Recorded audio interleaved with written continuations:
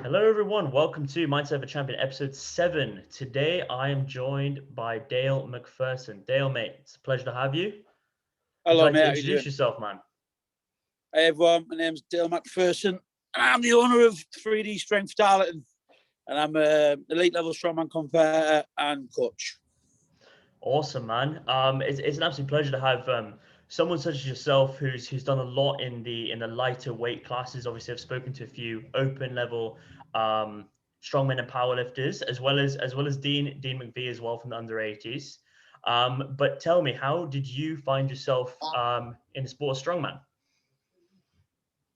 I found myself in the sport of strongman by realizing from a young age when I first started training that I preferred lifting heavy weights rather than the more commercial sort of like bodybuilding sort of training you might start off when you're younger by building muscles and all this sort of stuff. I wasn't really that bothered about what I looked like. I was more bothered. I was more interested in the feel of lifting weights as such. Like I enjoyed the feeling of making progression on the bar rather than the mirror, if that made sense. And it's not something I'd say come naturally to me, but the feeling of getting stronger come naturally to me, and I really, really enjoyed it. And I was lucky enough to train with, and still do train with, my best friend who helped me out a lot. He was always a lot bigger than me, always a lot stronger than me, and he was always quite knowledgeable.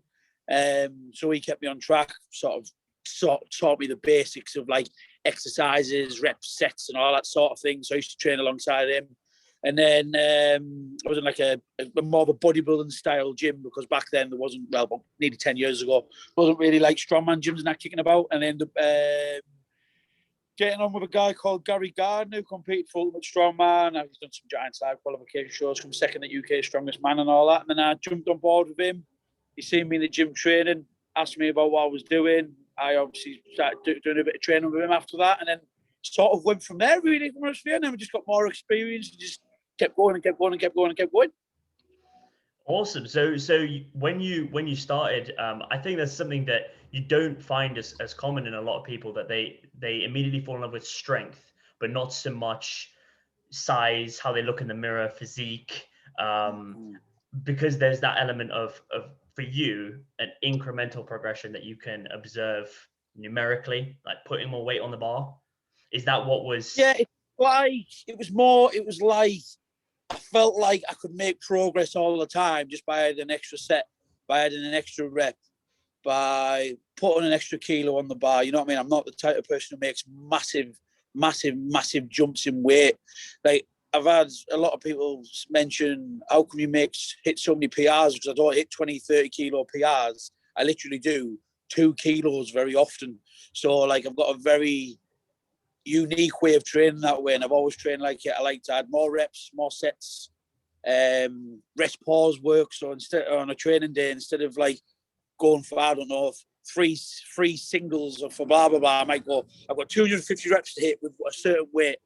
And from training from a young age, that kept me motivated because I always knew I could make progress no matter what, and I could always change exercises about. So I'll just use an overhead press, for example. So I might do a strict press on a barbell. I might do a strict press on an axle. I might do a dead start strict press. I might do a push press. I might do a behind neck press. I might whack some silver dollar deadlift cages on the end of the bar and do a strict press for that.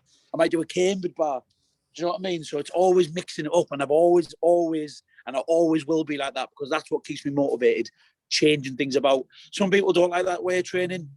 And they think like, I don't know, you can't keep progression right and you can't keep an eye on it. But for me, a motivated me, I will always try my hardest when I train. If you just pin me down on a block for 12 weeks with the same exercises and the same routine, I'll get bored and I'll need to mix it up somehow. I can't help it, a bit of a free spirit that way. Oh, that's awesome. I mean, just for myself, because it's also been something that kind of an approach that I've adopted as well over time. And what would you say it is about changing movements and changing stimulus that keeps you motivated, as opposed to like a linear progression that, as you say, more people tend to gravitate towards? I like to make it a little bit more awkward for myself because a lot of my training, especially in the past, has always been mostly evolved around core stability, and I always like to make things a little bit more difficult than what they need to be. I've never always been a type of guy who uses like chains and bands and things like that because I fucking just made in getting them all set up, if I'm honest with you. But I've always been the type of person who likes to lift from different heights, dead starts. I like putting myself in uncomfortable positions, because I always think when I compete, I'm going to find myself in really uncomfortable positions sometimes, and I need to teach myself how to push through awkward barriers. So, for example, I was competing at the Arnold Classic in Australia. The first event was an axle bar squat, and I don't really like straight bar squatting because it knacks my tendons. And leading up to competition and stuff, I'd be doing like Jefferson squats. I'd be doing like dead start squats from like a really horrible deep position in a mid-height position, because I knew as the reps would start getting harder and the time would start going down, because it was to like a world's strongest man style squat, I knew I was going to hit a point where my form was going to start breaking down. I'd have to find somewhere and some way to find that deeper, horrible strength from. That's where it all boils down to. I always think if I can put myself in an uncomfortable position, as safe as possible, I will put that one out there. I always find that that'll help my training progress over a period of time, because I'm used to being uncomfortable. I guess I call it being comfortable with being uncomfortable. That's what I call it. So if I understand this right, then the draw for your specific methodology around training is not just the adversity of training itself, but making training as difficult and varied as possible in order to kind of act as the anvil to which that indomitable strength is forged, where you have no weaknesses and you can thrive in. Charge. I want to put myself in a position where sometimes I might find myself and I can't get myself in any worse position possible in training. So when it comes to doing it in a competition, I'm not bothered. It doesn't really faze me. So like, I'll give you an example, like coming up to competitions, I'll start doing a lot more conditioning work to the point where I'll write something down that I'm going to do and I don't want to do it. Like I don't want to do it. But I'm one of those ones, once I get started and once I get going, if I stopped, I'd never forgive myself. So I put into my mindset. There was one day I was meant to do like a heavy squat, and for some reason my body wasn't working. I wasn't feeling nothing heavy. Do you know when everything just feels too heavy than what it should be? So I thought, right, what can I do? I need to make progress somehow, because I thought I was going to knock out a good squat today. So what I done was I took no sleeves, no wraps, no belt. I put 230 kilo on the squat bar, squatted it. Every minute on the minute, 20 rounds, no problem, 230 kilo, one rep. But obviously, as you're going up and down and you rack it, you turn around, you've got 30 seconds left, and you're like, oh my God, what's going to happen here? And I just kept going, and I kept going, and that was one of the most uncomfortable feelings I've ever had, because once I started getting to 16, my hamstrings just started cramping up. Once I got to 17, both my calves would cramp up. Got to 18, I nearly didn't get back up. And then, but like, once you start getting to them sort of numbers, you're like, well, I've only got 2 left. I've done 18. What can I do now? I can't stop. Do you know what I mean? And like, that's the type of thing I do. But it has caused me, when I was a little bit younger, to be a little bit overzealous and get a few niggly injuries, which I'm fortunate weren't full ruptures and things like that. So for anyone who wants to sort of take that as an example, it's more know your limits as well. Because I made the mistakes when I was a little bit younger where I'd max out too much and all that sort of stuff. But I've learned as I've got a little bit older how to manage my loads better as well, I'd say. Right, because it is a very intuitive style of training, right? You need to, not only do you need to know what your body's capable of, but you need to understand what constitutes that uncomfortable scenario so that you can create motivation when it may not already exist, right? Like in the example you used, you have no rest time. So you can't think, you can't talk yourself out of the set, you can't quit because then you'd failed, right? And you, as you say, you'd feel like crap. Yeah. You got to keep going and going and going.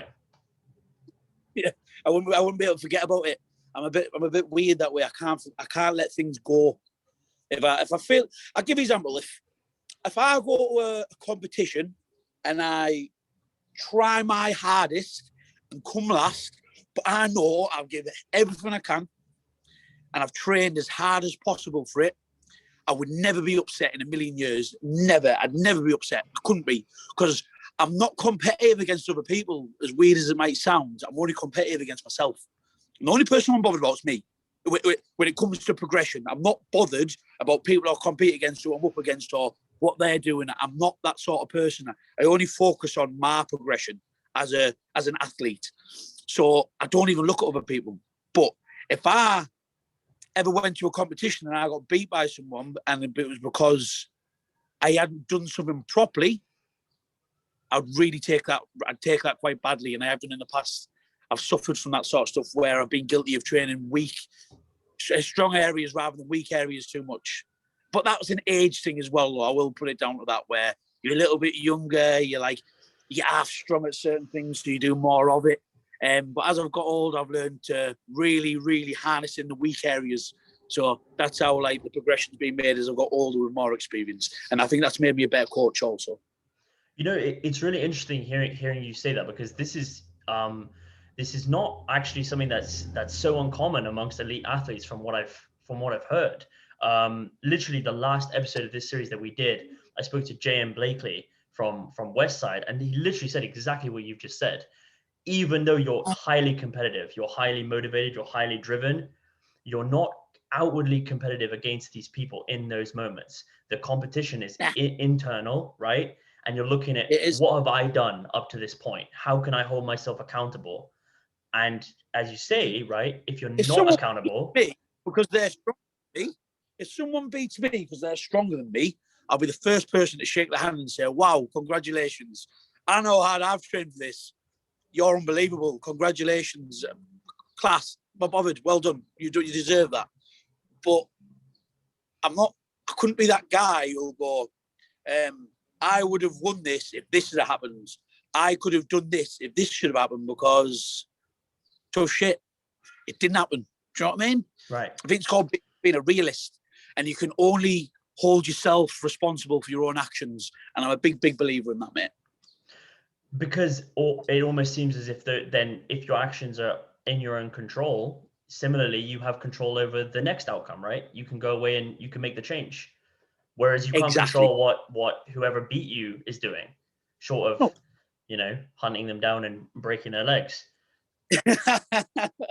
I always say this to the guys and girls who I train as well. I'll always say, look, I do a lot of this sort of stuff to show you guys that, whatever I tell you to do, I do myself. I like to show you guys and girls that whatever I say, I put into practice, and I like to show you people that I'm motivated and I get stuck in myself. So I'm not just some guy sat there saying, do this, do that, as some kind of I don't know, some kind of leader, because I'm not like that at all. I like to be part of the team, you know what I mean? I'm just one of the team, you know what I mean? I might be the coach to a lot of the people, but we're all on the same level. We're all on the same level. So everyone who comes in the gym, I say, this is our gym. It's not my gym, it's our gym. Do you know what I mean? That's where I say it's ours. It's not mine, it's ours. And so when they're competing, it's always, you're doing this for you. Do you know what I mean? And they go, no, it's you. And I go, it's not me. I just lay a foundation out for you. You're the one who puts all the work in, not me. I don't do the work. I just help you along the way. Do you know what I mean? So for me, the job I do and the type of person I am, I like people to install a little bit of faith in themselves. So I like to think people can think on their own feet as well. So I might have a session planned for today for you, and then you go, "Oh, Dale, this isn't feeling right." And I'll go, "Right, so what do we need to do to change it then? Is it muscular? Are you actually in pain, or are you being a lazy bastard?" And we'll sit down and work out. And if you physically can't do something a day, we'll sit down and we'll go, "Right, we'll change it to this. A, B, C, D. How can we make this session a positive session?" Because I like to think every day you can always have a positive session. Even if it's coming in for 40 minutes and doing an AMRAP because you fucking feel a bit tired, you always feel better afterwards, don't you? Not every session has to be mental, but as long as you're making progress and you're feeling better about it, that's what training's all about. Yeah, absolutely. And then that aspect of passion, man. And I recall from your interview with Big Laws, that is really the bottom line of training for you as an athlete. That you're making progress and you're enjoying what you're doing. You have to enjoy it. Listen, we don't get paid to do this, for example. So you're not going to work, right? So if you've got a hobby or something you actually genuinely love, why take it to that serious that you're going to spoil it for yourself? You know what I mean? Because I'm going to be training for the rest of my life regardless. I'm not always going to be this strong for the rest of my life, but you'll still see me when I'm 70-year-old with 100 kilos in my hand, maxing out, going, and I'll still get the same feeling as what I do now. Do you know what I mean? It's always going to be here, so why ruin it? Because I'm always going to love it, and I just know that. Do you know what I'm saying? Right. So the passion and the practice of the sport are completely intertwined, right? And how that's expressed will change over time, but the essence of it is the same, and it drives the progress and it drives the motivation. And I love how you integrate that with coaching, and how you're more of a partner and a guide to your clients than you are a explicitly like an authority figure, if I understood that right. I'm not I'll give you an example. I am not the best coach in the world if you're looking for someone to sit down with and tell you a million different exercises and how this exercise intertwines with this body part and all this sort of shit. I'm a better coach in person. I can get the best out of people just by being myself and learning about the athlete. So I'll give you an example. Certain exercises don't work for certain people. I've got a few tricks up my sleeve. But I'm not going to fill your head full of shit and tell you I'm the smartest person in the world, because a lot of my stuff comes from not just education, but it also comes from experience. So with the experience where I've been in current situations and I've trained that many people, I kind of know what I'm doing already. So I don't need to sit there and fill your head full of shit and magic when there's a basic route I like to go down when I train people. My training is extremely basic as it comes, in the sense of what you see is what you get. But I like that. Diesel! Sorry, the dog's running away. So I like to think that I keep it that simple, that it works. And I've never had any complaints so far. Simple things work, right? I think these days too many people overcomplicate the process than what it needs to be. Training needs to be progressive. Training needs to be fun. Training needs to be specific. And not only that, you just got to enjoy the process of training. If you can enjoy the process of training, you are going to get better as a strong man, as a strong woman, as an athlete, as a person. So that's the most important thing for me, mate. How do you feel that the enjoyment process of training interrelates with what you were saying earlier about being intrinsically motivated? So training for yourself versus competing against others.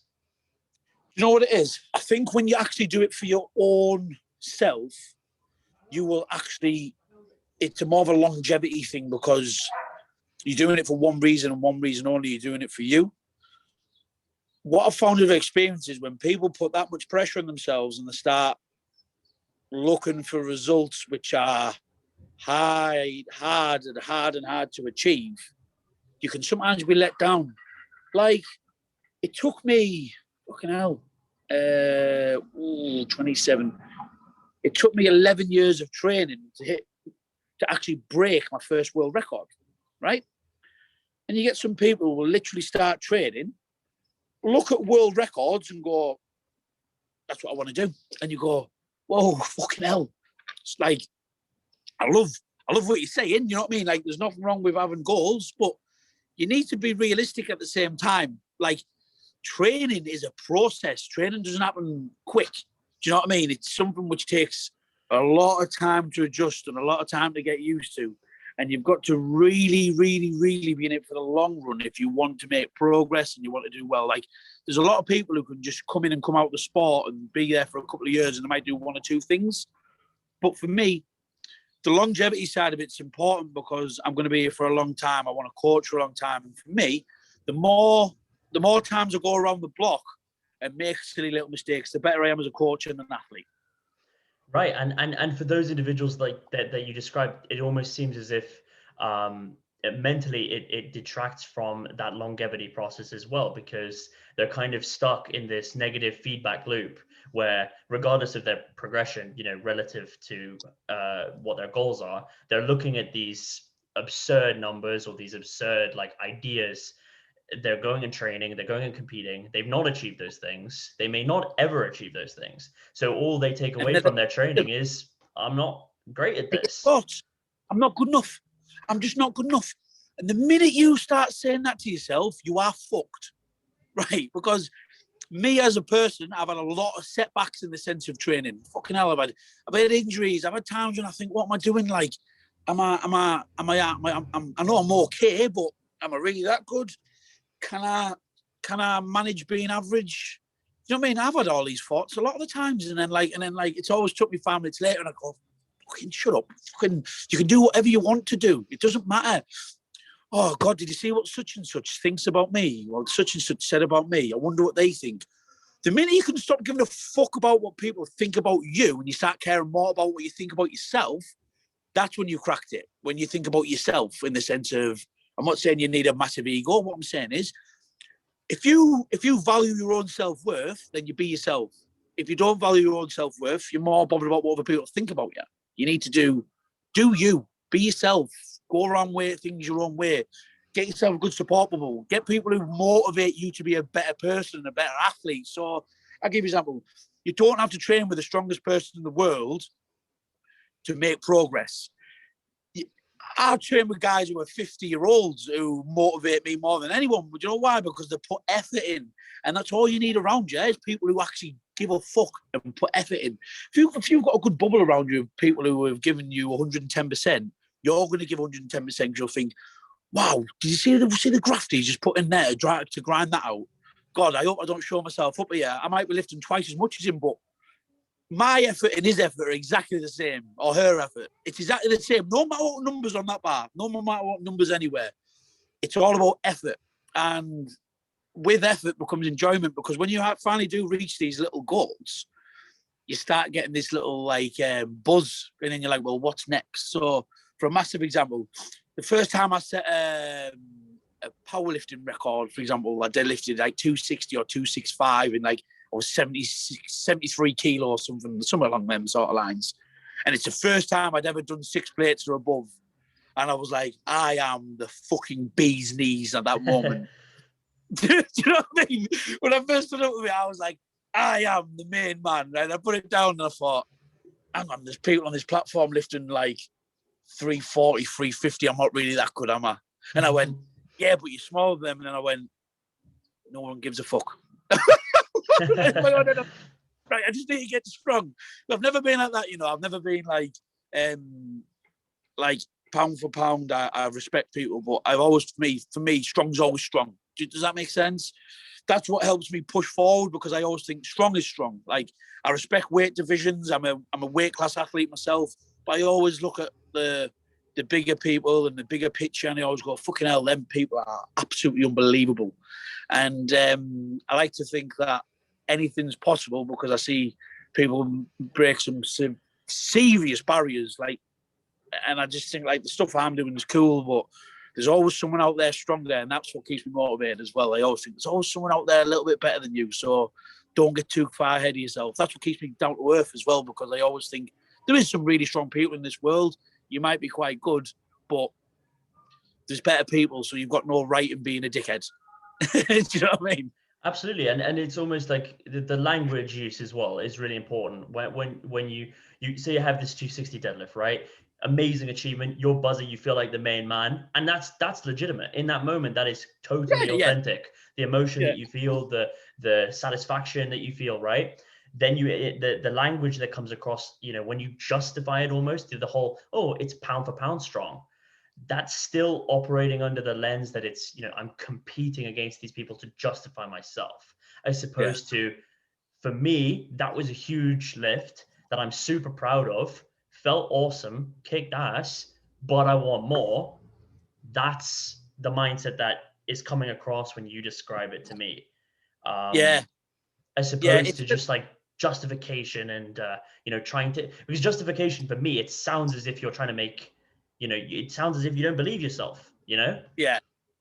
Do you know something? A few people. It was one of my really close friends the other night rang me up and was like, why do you never take a step back and just look at what you've done in your life and just sort of like look at him, just be really, and just take a compliment for once, will you? And I was like, no, I don't. I'm not like that. I don't like it. You know what I mean? Like, people say some really nice things and send me some really nice messages, but I'm one of the guys, you know what I mean? I'm one of the crew. Like, at the end of the day, I'm like, I appreciate when people are nice to me, but at the same time, I get a little bit embarrassed about things as well, where I'm like, I'm just on my road here, you know what I mean? Like, whatever you're doing, like, I love what you do, you love what I do. And, like, I'm just happy for people doing well. So, like, it takes a lot for me when people are nice to me to sort of, like, I'm not saying it in the sense where I'm not grateful. I get a bit like, just fucking lift weights. I know what I mean? I'm on the guys in the gym, you know what I mean? I just lift weights and I enjoy it. And I just want to be that guy who's making progress for myself and I enjoy it. I get more buzzing off watching people hit PBs who I coach than myself. And that's a genuine fact. That's a genuine truth of it. You know what I mean? Yeah, it's the whole experience of it as opposed to just Yeah. the specifics. But when you mentioned that, you're one of the guys in the gym, right? And you're on the road, you're making progress. Is there a destination in mind? Is that what you're chasing for satisfaction, or is it the process itself that brings the satisfaction? I generally believe physically, I know there is certain limits to what you can achieve in the sense of physically. So I'll give you an example. I am never in my life going to pick up 300 kilo out of stone, right? That ain't never going to happen. But no, do you know what I'm saying? But there is certain things in mind where I know I'm going to be okay. So competing wise, I've generally done enough to be regarded as a very good strongman for my weight category in my own head. Done well. I've competed at the biggest stages as a lightweight competitor, and I'll always look back at things and be proud of it. For example, I was the first person to deadlift 4 times body weight under 90 kilo. That was always one goal I always had for a lot of years. And when I was the first person to do it, that was it for me. That my whole bubble just popped, and I was like, "Fucking hell!" It was one of the only times I've ever sat there and thought, "I'm really happy with what I've done there." Like I can always look back at this moment, and I'll forever be proud of it. And then my mind started churning like it always does. I was thinking, "Oh, here we go again. You're getting these feelings back again. What next?" And for me, what next is this? What next is this? I want to establish myself as a respected 105 kilo competitor in the sense of, if you know I'm turned up to a competition, you're going to have trouble. You're always going to know that I'm going to be chipping away at you. Be that in the top 10 or the top 5, I couldn't give a fuck about titles. I'm not bothered about winning world titles or whatever. But I am bothered about being competitive for myself against the best in the world, okay? So as a full all-round strongman, I want to know that I can compete against the best in the world like I've done at the under 90s and under 80s and hold myself in my own regard. But as for goals, I've got this 180 log, which is creeping away at me at the moment at under 105, which I'm going to bury into the floor as soon as possible. And I've got that fucking stupid 400 kilo deadlift to get out of the way, which I just missed the other day by half an inch. And then from there, once I've hit a 180 log and a 400 kilo deadlift, those are 2 lifts which I'll always be proud of, right? Regardless. But then I want to hit a 420 deadlift as a 105 compare. I'm not bothered about setting a world record. It's more about doing that 4 times body weight at 3 different weights.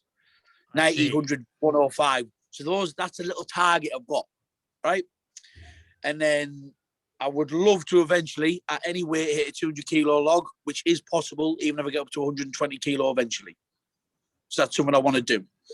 And then who knows, one day I might be a big fatty and hit 1,000 pound deadlift. That's something I will look to achieve in the next 5-6 years. Do you know what I mean? But short term, 400 kilo deadlift, 180 log. Medium term next year, getting the full competing swing of things. I'm going to the Arnold Classic Australia again in March, as long as the travel's back okay. I'll look to do Ultimate Strongman and then go from there. Do that for a couple of years, and then I'll move to Opens, and I want to eventually go to UK Strongest Man. So those are a few little things I've got in my head that I want to achieve. All being well, touch wood that I don't snap my hamstring off again.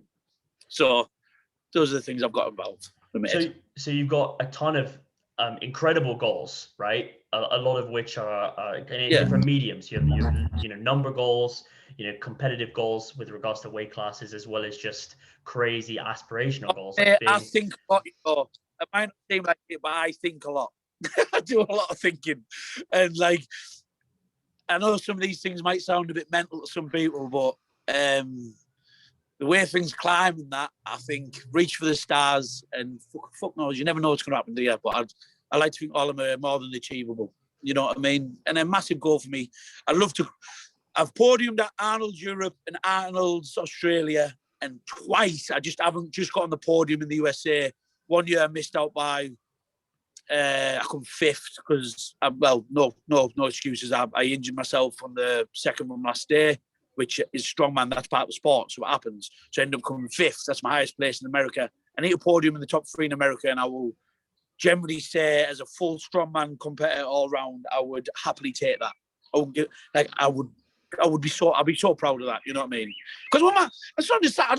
I want my kids to realise that, like, Dad's worked hard. Dad's done okay for himself. Dad's got his own business by working hard for something he's got passion for. And like, I just want them to sort of know that anything's possible if you work hard at it.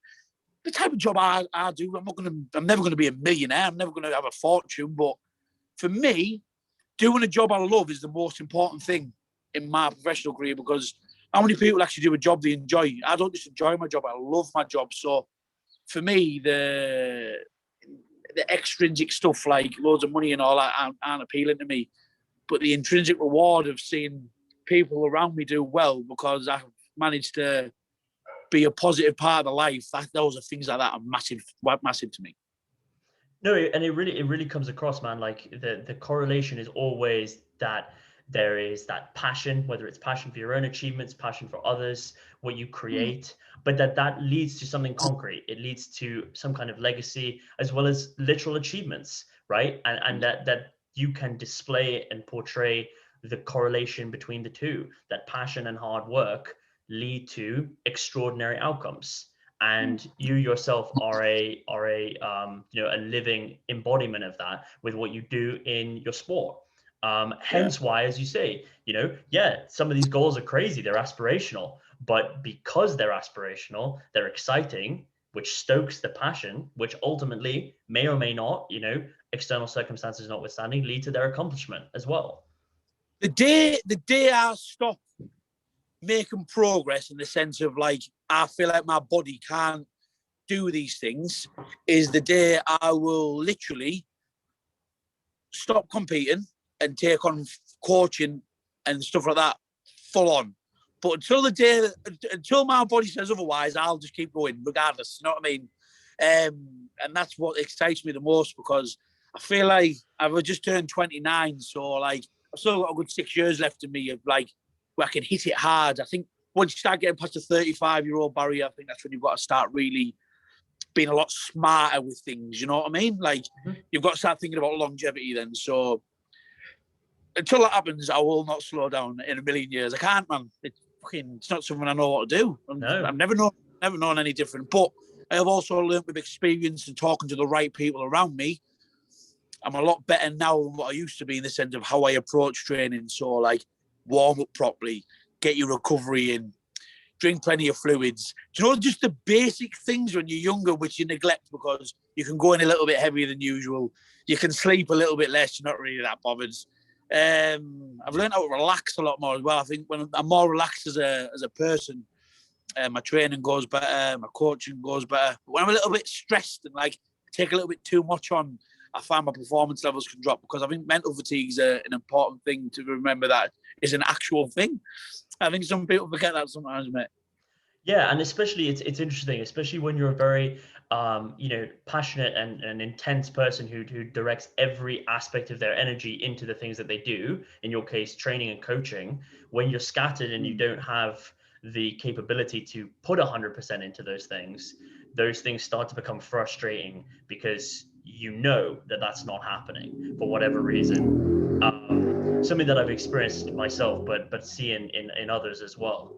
But before I forget, something you mentioned earlier I found very, very interesting, which was that you spoke about your 4 times bodyweight deadlift. When you achieved that number, that was one of the only times that you could actually take a step back and feel satisfied and congratulate yourself, right? Yeah, Rather than the yeah. wheels rolling onward towards your next goal. What was it about that goal in particular that actually led you to feel that way, do you think? Do you know what it is? It's like ever since I started competing in strongman and nationally and internationally and all that, I always wanted to be the world record holder in the deadlift, right? Always. No why. It's always something about. It's a very strong man event in it, a deadlift, a max deadlift. It seems like quite like blasé, or everyone wants to do this and that. And because I was in this thing where I thought 360s, what's that? 4 times. Yeah, no one's done that. And then I remember the record before me was 355, and I was like, I need to be that person to get there. I want to get there, because I always thought when you start hitting milestones and things, regardless of what happens, if you're the first person to nip that milestone, it's always something you've got on you in your own mind. And I thought, right, I want to be the first person to hit 4 times bodyweight. And for a while, it was bugging at me. And I thought, right, let's go, prep for it. Made it even sweeter, because the first time I actually went for it, it just didn't go my way. Whatever the way the day went, I just couldn't get myself switched on. And I knew it was my fault, and my head was elsewhere, in the sense of like, couldn't dig deep enough, and like, that's something I'm quite good at normally. But do you know when you just can't focus on the day? I couldn't focus. Maybe I slept enough. Maybe I'd overslept. I couldn't really put my finger on it. I just couldn't get fired up, and it just wouldn't go on the day. But a month later, a date was set, and it was my girlfriend who actually kind of got me to do it. She was the one who switched me on. And I remember when I failed it, she watched it. She dragged me. She went, "What happened there?" And I was like, I just wasn't there today. And she went, "Why don't you just sort yourself out and do it?" She went, "I know you can do it." I says, she goes, "You know you can do it, but you just need to believe in yourself." And you know what she said? She said, "Stop doing it for other people and do it for yourself once. Just do it." She went, "I know you can do it. Get it done. You'll be fine." And that just stuck in my head, and I was like, oh, fucking hell. She doesn't normally say things like that. Like, she doesn't, like, she's quite laid back. And like, I think because she knew, I didn't realise how much it meant to me until she mentioned it to me. And then like, so that next month I had a fire in me, which I hadn't had in a long time. And it was like, and when someone really close to you, like a loved one says it to you, and someone you care about, it kind of hits home a lot. So for me, it was kind of like, right, this is for her. And then when the day come, everything just fell, and everything just felt right. And I just remember, as soon as I left the deck, I was like, I could have literally put anything on this bar today and it would have went up. And it was just sort of like, I was surrounded by a lot of close friends and people I trained with. Gary was there, the guy I was speaking about who I first started training with. Don Moo was there, who I first started training with, and all my crew, and like some really close friends, and like some of my family. And it really, like, I don't know, just as soon as I picked it up, I was just like, wow, this is really cool. And I felt like, you know what, if I never compete ever again, like, that feeling will never go away from me, because I felt proud of myself on a personal note, nothing else. I just felt like, you know what, mate, you've done all right there. And like, I was really happy. So I had a few pints, a few bites to eat, and then I just felt fantastic. And then I felt like shit the next day. Fucked. It was that good. I'm sure. Drained. But it's so interesting. That's actually especially interesting. The fact that you had 2 attempts, right, and not with a huge amount of time in between, as in potentially the day could have, not been yours for whatever external factor, but in reality, the time between the 2 attempts was negligible in terms of putting kilos on your deadlift. But you shifting that. I can do things sometimes where, like, I don't know. I explained to someone yesterday who asked me, it's not that I don't feel pain. It's just some days my body just goes bananas, and I can't explain it to you. I can do some strange things sometimes. And then on other days, I sometimes forget I am just a normal human being. I'm fucking normal. So my sleep needs to be right. My hydration needs to be right. I need to days before competition, sometimes I could do too much. Like I can go for a walk, I can hang about a little bit, I can mess about. And really, before that second attempt, I actually took a step back and unwind, didn't go on my phone as much, relaxed.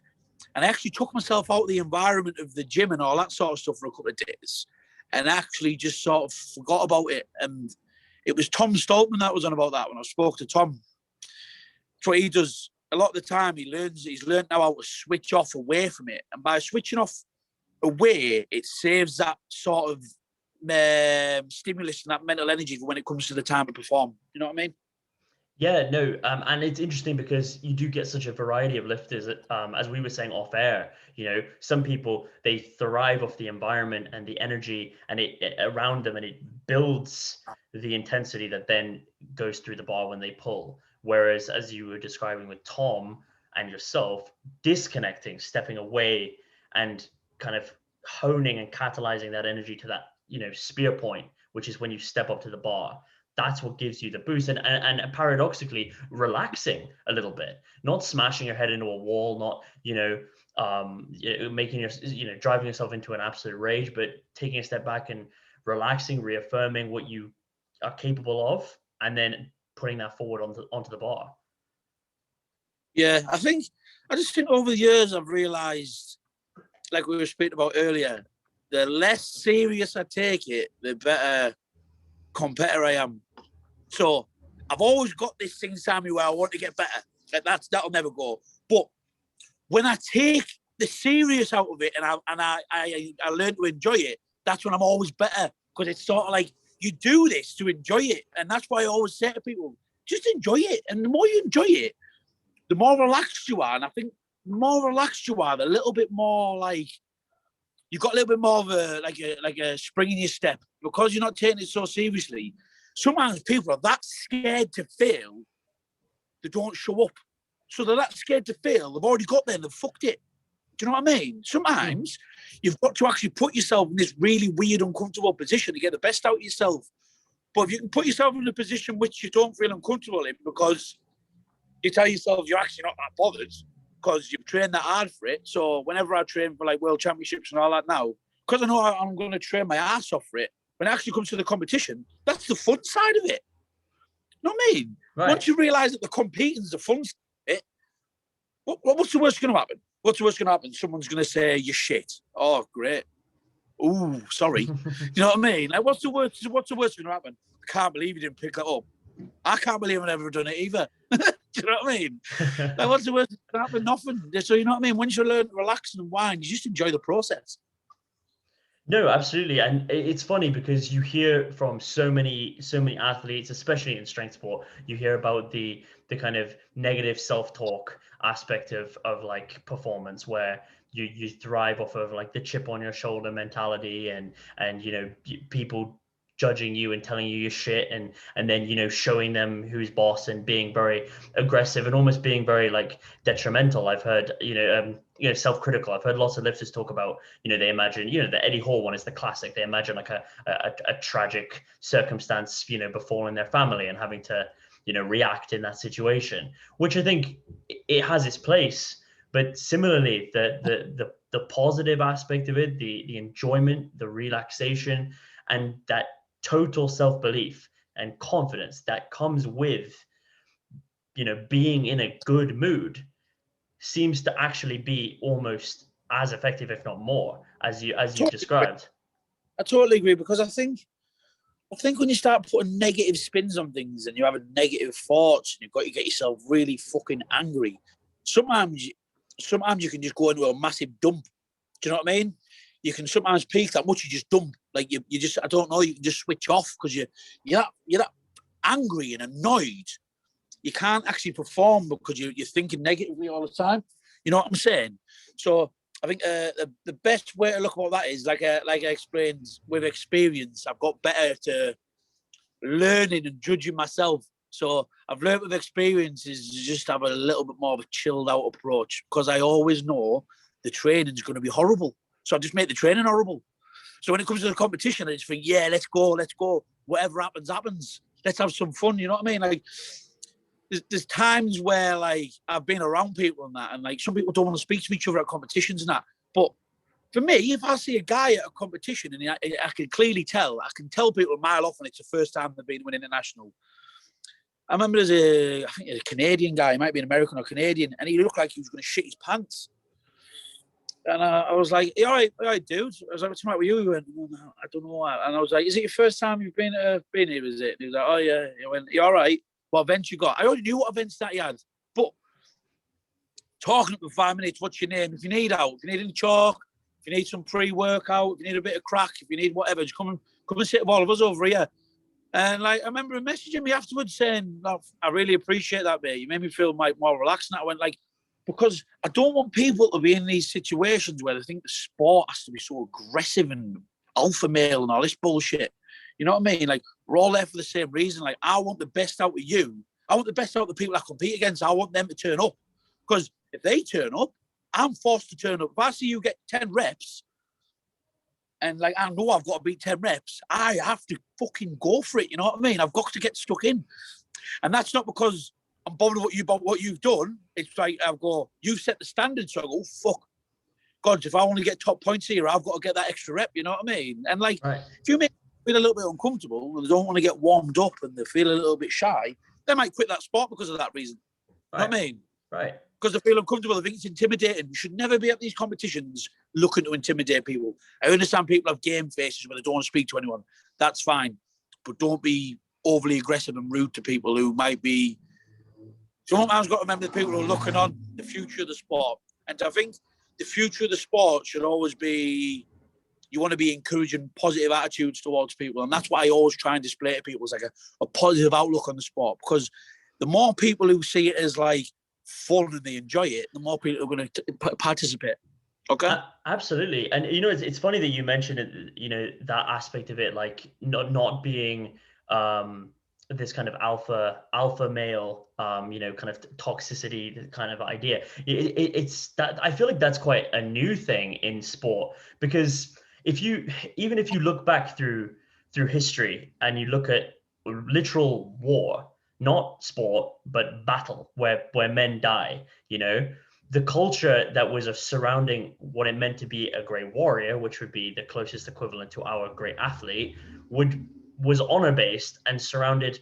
Even if you were literally going to kill the man in the shield wall opposite you, there was still a respect towards that person. You would not want to fight a man who had you know, committed dishonorable acts or had soiled themselves in battle. You'd want to fight the greatest warrior who was willing to face you one-on-one. You wouldn't want a weak opponent. You wouldn't want an opponent who, you know, who you didn't feel deserved to fight you. Like, you had a mutual respect culture amongst a literal life or death situation. So carry that over to a sport where obviously, you know, it's fun and games in the end of the day. Ultimately, you know, it's hilarious to think of the idea of men talking down to each other and saying someone's, you know, a lesser individual and so on, just because you're competing. It's ridiculous. Like, you don't do that. Even though they're your opponent, they you know, at least in terms of effort, you're equal. Mate, you're in it together, male, female, weight class, whatever. And I'm always amazed when I meet a lot of the top end heavyweight strongmen about how relaxed and how open they are. Like, you can, like, for example, when you watch some of these guys on telly and that, you realise that's put on, don't you? Some of the whole and all that, you know what I mean? It's for TV. Do you know what I mean? Like, meet some of these guys, mate, they're some of the most loveliest people you've ever met in your life. And I generally mean just like gentle giants. Like, obviously, I trained Gav Bilton. Gav's fucking sound. And I mean, what a nice person. Like, literally is like a big fucking teddy bear. Aaron Page was the same, you know what I mean? I coached Aaron, exactly the same, just a nice, big, cuddly dude who used to just call me a little weak twat for banter. Do you know what I mean? Right. But like, the thing what strongman does have, though, I will be honest with you, you've got the alpha male crack and all this where people act like knobs, but there is some good banter amongst people as well. You know what I mean? And it kind of reminds me of like a rugby situation where everyone's got a little bit of crack. And it's always good banter. I always say whenever we compete abroad, when I've done a couple of Arnolds in America, it's like, oh, there's the England corner. I better go and sit in there then, because the fucking Poles don't want me to sit with them. And like, I'll do daft things. I'll do daft little things when, like, if you've got 2 hours in between, I'll go and try and find out who can speak English and that. And I don't know. I'll just go and like, I'll get some free cans of in. I'll go, hey mate, do you want a bottle of water? And I'll just start talking to them, and that's how I start talking about training, and that's how I get involved. Like, and you find like the atmosphere in like the changing room and all that chills out. And then what happens? Warm-ups become easier because you've made friends with 4 or 5 people from a few different countries. You start helping each other put the plates on and that. And then everyone starts gelling, you know what I mean? It becomes a lot more. I'm quite good at controlling an atmosphere around me if I feel a bit uncomfortable. I like to think my inner coach takes over me. Do you know what I mean? Where I'll be like, for example, if I seen me and you were competing against each other and you didn't look like you were warming up because you didn't want to ask, I'd be like, oh, well then, come on. And you'd be like, I go, what way are you going on? Are you joining in or not? Go away if you're not. Do you know what I mean? I'm not saying that nasty. I'd be like, come on then, switch on. Away, jump in. Like you said there, you don't want to go against the weaker individual. So I'll be saying to you, away, get warmed up if you're going to go against me. You better fucking make me work hard if I'm helping you load these plates. Right, and it's that aspect of it, the banter and camaraderie, gel perfectly with competitiveness, because you are competing. Yeah. It's not like just tiddlywinks. You're not just there to have a laugh. You do want to win. Let's be honest, and you want to beat the other person, but you don't want to do that in a dishonorable way. You don't want to necessarily take advantages against the person that weren't presented by the situation itself. You want to win in a way that is productive for the community to see as a representation of the sport as a whole, right? It's like, I'm a big football fan, but I absolutely despise the sport when it comes to fair play because of how much cheating goes on in the sport. And I feel that takes away from the sport as a whole, because even though, yes, it's competitive, there's money on the line, there's reputation on the line, acting in such a way that, makes that individual look less, takes away from the sport as a whole. And I feel that strongman, and as you said, does have that banter culture that is ultimately, productive. Yeah. What I said earlier, it wasn't a reflection on everyone. I just think like sometimes you can get that kind of. Give example. Going to, if you were a normal person who trains at a normal commercial gym in my area, you think my gym is full of meatheads. Automatically, that's what people think, and it's far from like that. Do you know what I mean? It's not like that in the slightest. Don't be wrong. There's some big, strong dudes here and really strong girls here, but my gym is very open towards people. And like, I think sometimes the whole strongman thing can get the wrong impression sometimes, where people are too scared to try the sport because they think you have to deadlift 500 kilo to be able to do strongman. Strongman's not like that. You know what I mean? It's like every sport, it's got levels and foundations, and like everyone needs to realize it's a very open sport and you can try, you know what I mean? And like, that's what I'm always trying to get across people. You do not have to be an absolute genetic freak to do strongman. You can do it at any level. But you know what you need to do? You need to just enjoy it, get a decent coach, get a decent team around you, and get involved. You know what I mean? Get yourself to the Giants live show, get yourself watching us, go to UK's Strongest Man, etc., and all that, and get involved in the community. That's what the sport needs to move forward. More fans, more people being involved in it, the bigger the sport grows. Exactly. And honestly, man, I think that was an absolutely fantastic note to end things on, just because I've just had a wee look at the time. But it's been an absolute pleasure having you on, man. Before we head off, is there any one last thing you'd like to say to everyone watching? I'd like to say to everyone who watches it to always believe in yourself. I mean, that's the most important thing that I've took away from this sport. Is it's not an arrogant thing to be self-confident, but you need to believe in your own ability. And if you want to work hard, train hard, get stuck in, anything's possible in this sport. And if you can take anything away from strongman and strongwoman, it's an amazing sport full of amazing people, and I absolutely fucking love it. And if you ever want to get in touch and you want a little bit of banter about Crocs or anything like that, just tag me in the post and we can have a laugh. Awesome. Awesome. I certainly share that sentiment. Brilliant, mate. It's been an absolute pleasure. Everyone watching this, please go and check out Dale on social media, 3D Strength on Instagram. And once again, man, it's been a pleasure. Thank you very much, bro. I appreciate that.